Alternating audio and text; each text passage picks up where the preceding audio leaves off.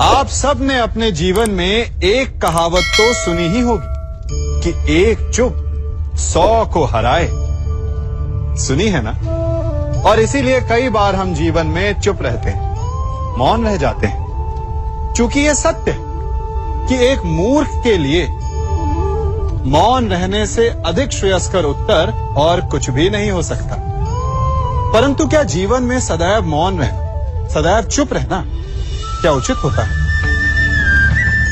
नहीं। जहां पाप का बल बढ़ रहा, जहां छल हो रहा, वहां मौन रहने से अधिक गंभीर अपराध और कुछ नहीं हो सकता। मौन रहकर कदाचित आप समस्या से बच जाएं, परंतु आप संसार को समस्याओं में उलझा देते हैं। इतिहास साक्षी है कि पापियों के उद्दंडता ने संसार को इतनी हानि नहीं पहुंचाई जितना कि सज्जनों के मौन ने पहुंचाई। यदि कोई मूर्ख बोल रहा है तो मौन रहना उचित है, परंतु यदि कहीं अपराध हो रहा है, छल हो रहा है, तो उठिए और विरोध कीजिए, क्योंकि आप भले ही न सही, परंतु आपकी आने वाली पीढ़ी इस पाप के दंड को अवश्य सहेगी। अपने जीवन में आप कितने मित्रों से मिलते होंगे, कितनों को आप स्वयं जानते होंगे, कितनों का आप शुभ चाहते होंगे और कितने आपका शुभ चाहते होंगे, और कितने ऐसे भी होते हैं कि आपके समक्ष आते, आपसे मिलते वो अपने जीवन का दुखड़ा गाने लगते कि उनका कोई कार्य ही नहीं बनता। वो क्या करे? कार्य प्रारंभ होने से पूर्व ही कठिनाइयां आ जाती, कठिनाइयों के कारण वो आगे नहीं बढ़ पाते। क्या आपको पता है ऐसे लोगों की वास्तविक समस्या क्या होती है? क्या उनकी समस्या मार्ग में खड़ी बाधाएं हैं, या वो कठिनाइयां जो उनके कार्य को कभी संपन्न ही नहीं होने देती? सत्य तो यह है कि वास्तव में ऐसे लोग अपना कार्य कभी प्रारंभ ही नहीं करते। आधे मार्ग से उल्टा लौट जाने से अधिक बुरा यह है कि अपना कार्य कभी प्रारंभ ही ना करें। तनिक कार्य तो प्रारंभ करके देखिए, विश्वास कीजिए आप कभी खाली हाथ नहीं होंगे। आपको गर्वित करने के लिए सफलता भले ही आपके हाथों में ना हो, परंतु सफलता पाने का ज्ञान आपके हाथों में अवश्य होगा। हमारे जीवन में मित्र और शत्रु बड़े मायने रखते हैं। मित्र वो जो हमारा हित चाहे, जो हमारे सुख दुख में हमारी सहायता करे, हमारा साथ दे। कुछ मित्र जन्म से होते हैं, कुछ मित्र हम स्वयं बनाते हैं, कुछ मित्र परिवार में मिल जाते हैं, तो कुछ मित्र जीवन की यात्रा में। परंतु शत्रु हमें जीवन में कभी भी मिल जाते हैं। परंतु क्या आपने कभी सोचा कि वास्तविकता में आपका सबसे बड़ा शत्रु है कौन? आपका सबसे बड़ा शत्रु आपके भीतर छिपा बैठा है, और वो है आपका क्रोध। आप जिनसे रुष्ट होते हैं, उन पर क्रोध करते हैं, उन्हें हानि पहुंचाने का प्रयास करते हैं।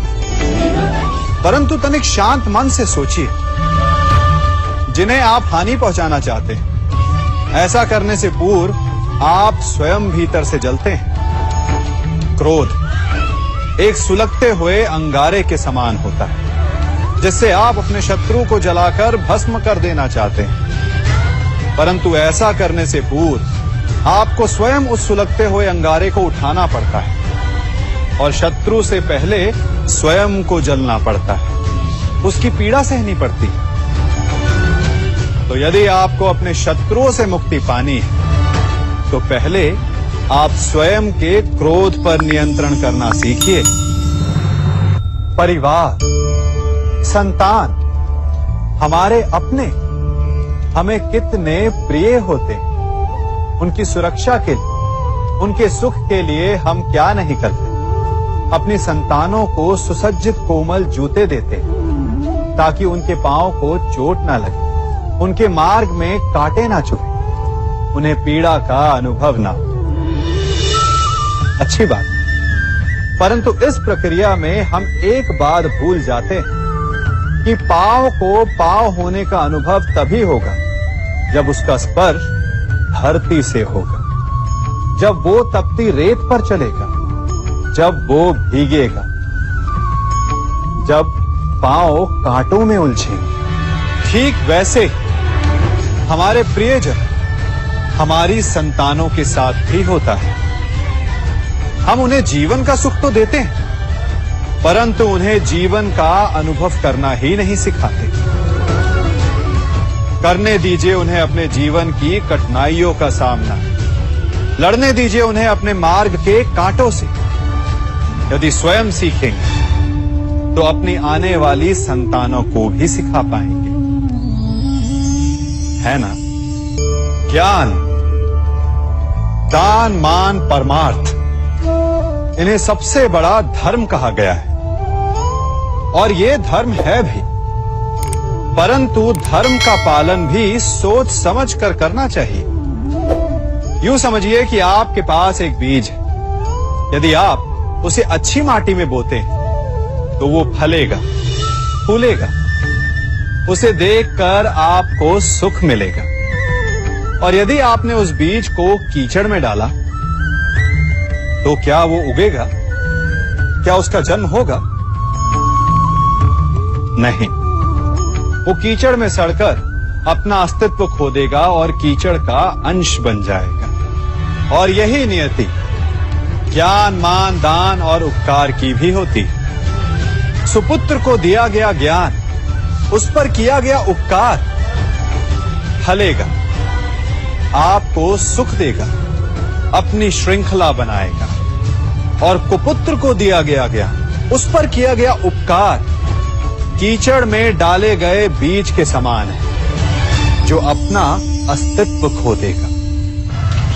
हम सब अपना जीवन शांति से जीना चाहते हैं, अपना हर पल आनंद में भोगना चाहते हैं, परंतु ऐसा नहीं कर पाते। कारण क्या? कारण है इस समस्या का? क्या हमारे शत्रु इसका कारण है, या हमारे उत्तरदायित्व, या फिर समय की कमी? नहीं, कारण है हमारा भय। ये भय कि कोई क्या कहेगा, हमारे विषय में कोई क्या सोचेगा, है ना? हम स्वयं जीते हैं, स्वयं मरते हैं, तो फिर जीते समय संसार की चिंता क्यों करते हैं? हाँ, संसार का अहित ना कर, ये बात अवश्य ध्यान में रखने योग्य है। परंतु संसार के सोच की चिंता करके स्वयं का जीवन नष्ट कर, ये कहां तक सही? जब आप आनंद में नाचें तो ऐसे नाचें कि जैसे आपको कोई देख ही नहीं रहा है। जब आप गाएं तो ऐसे गाएं कि आपको कोई नहीं सुन रहा। स्वयं को संसार समझें और इस धरा को स्वर्ग समझें। यदि अपने जीवन में आप 4 पल भी ऐसे जी पाएं तो आपका जीवन सफल हो जाएगा। मनुष्य के जीवन में कितनी कठिनाइयां आती हैं, एक से एक बढ़कर जटिल समस्याएं आती हैं कि मेरा भविष्य क्या होगा, मेरे संतान का भविष्य क्या होगा, क्या मेरा ऋण चुक पाएगा, क्या मैं भविष्य में अपना इच्छित लक्ष्य पा पाऊंगा? परंतु एक बात बताइए, क्या वास्तव में ये कठिनाइयां, ये समस्याएं इतनी जटिल हैं? क्या इनमें इतनी शक्ति कि ये आपका मार्ग रोक सके? क्या इनका उत्तर पाना इतना जटिल है? नहीं, तनिक शांत मन से विचारिए। कई बार उत्तर इतना जटिल नहीं होता जितना कि प्रश्न। वास्तविकता में आपके मन में जो प्रश्न है वो जटिल है, किंतु उत्तर तो बड़ा सरल है। और वो उत्तर है कर्म। कर्म कीजिए, और धीरे धीरे आपके मन में जटिल प्रश्न और आपके मन की जटिलता दोनों ही समाप्त हो जाएगी। इसे देख रहे हैं? कुछ स्मरण हुआ?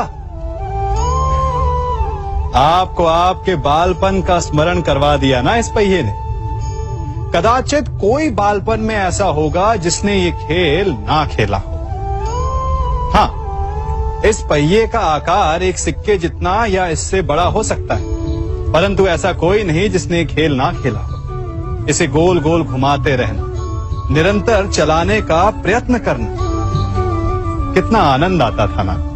हमें उन पहियों के खेल से मिले मनोरंजन का आनंद स्मरण हो आता है, परंतु उन पहियों के खेल से बालपन में मिली सीख हम अधिकतर भूल जाते हैं।